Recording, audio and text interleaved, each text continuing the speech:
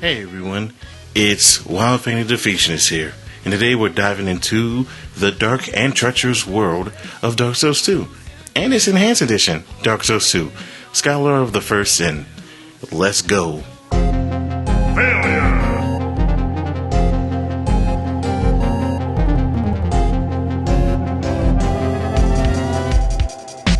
Let's do this.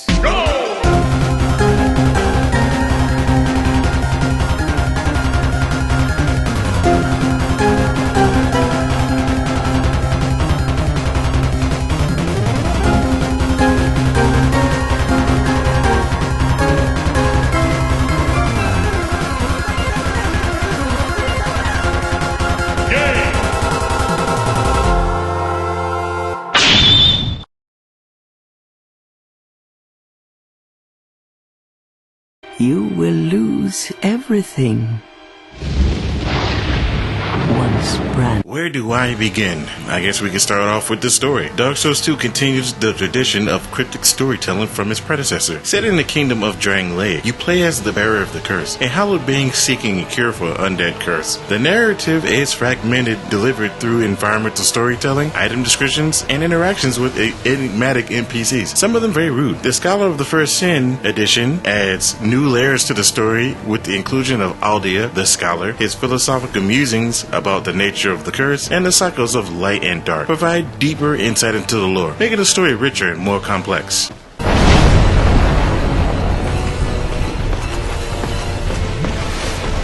Next up, let's talk about the meat and bones of Dark Souls 2. The gameplay. Dark Souls 2 retains the punishing yet rewarding gameplay of this series is known for. Combat is methodical, requiring precise timing and strategic thinking. The game offers a variety of weapons, armor, and spells aligned for diverse playstyles. The Scholar of the First Edition not only includes all previous DLCs, but also repositions enemies, items, and NPCs, creating a fresh experience even for veteran players. This edition enhances the challenge and requires players to adapt to strategies, keeping the gameplay engaging and unpredictable.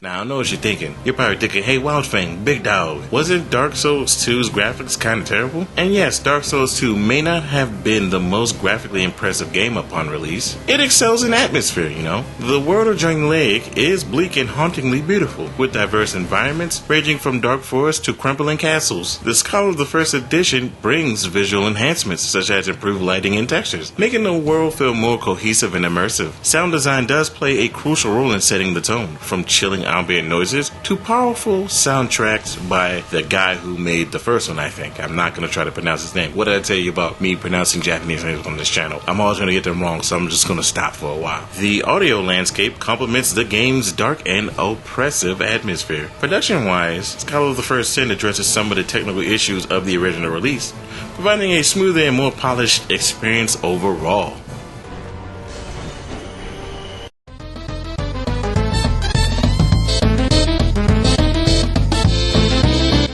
Let's talk about the challenges you'll face conquering Dark Souls 2. Dark Souls 2 is notoriously difficult, demanding patience, skill, and perseverance. The game throws relentless enemies, deadly traps, and formidable bosses at you, each requiring a different strategy to overcome. Scholar of the First Edition does up the ante with rearranged enemy placements and new enemy types, even in familiar areas that you would not be used to because you'll be like, where the hell did this come from? This not only increases the difficulty, but also ensures the players remain on their toes throughout their journey. For Defeationists, collecting every item and defeating every boss and experiencing every ending can be daunting, even though there's two endings and it's very easy to receive both because you can just easily reset the area with a bonfire aesthetic. This is not too much of a daunting task to complete this game.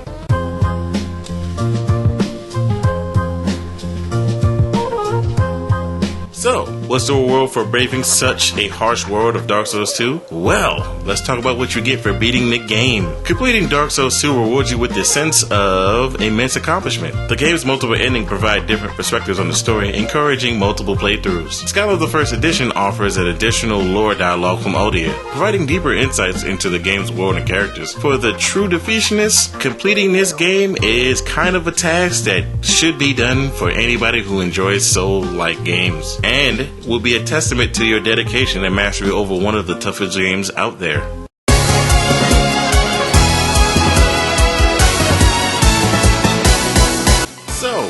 For the thoughts section today, I actually have a special guest for you guys. The ever so talented, the ever so beautiful, the ever so man-sexy, the ever so waifu of the Souls community, Mr. Trey Irby.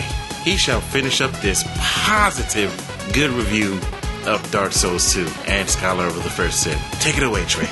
Yes. Dark Souls 2.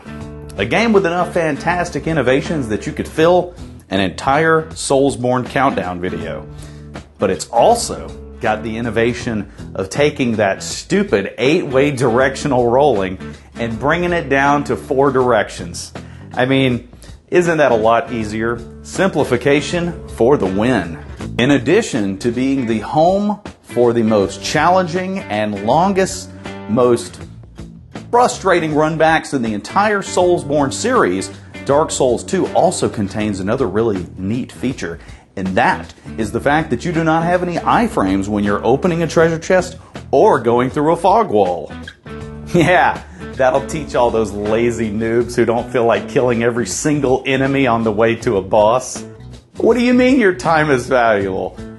Your time.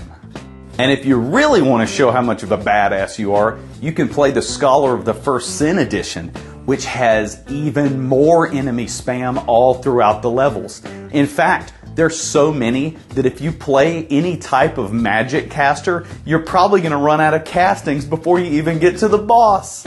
That's what you get for trying to experiment with a build that's not strength. As a wise man once said, tough but fair. It must also be noted that the design of the bosses in Dark Souls 2 remains unmatched to this day. You remember how awesome it was in Dark Souls 1 when you got to fight Ornstein and Smo at the end of Anor Londo? Well, in Dark Souls 2, get this. You get to fight just Ornstein, and he doesn't have Smo with him. And there's no second phase.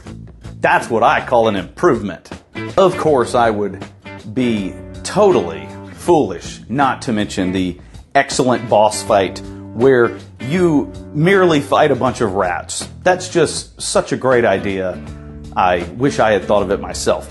And of course, there is the most legendary boss fight in all of the Souls series.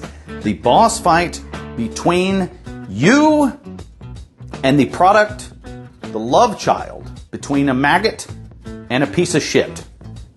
What a great boss. It's just too bad that none of the bosses in Dark Souls 3 or Elden Ring could match up to this quality.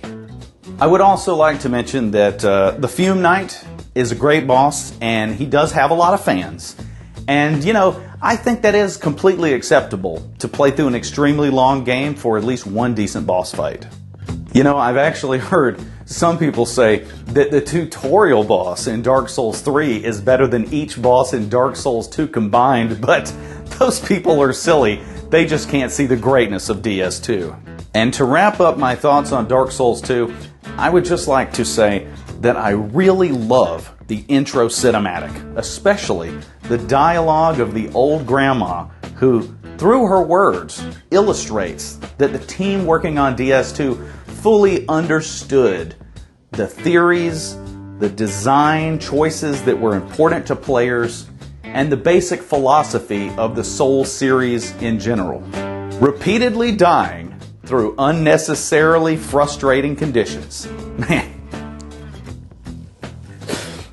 it's so beautiful, it brings a tear to my eye. Well, here's hoping that one day From Software gets their act together and finally gives us a true, deserving successor to this masterpiece. You lose your souls. All of them. Over and over again.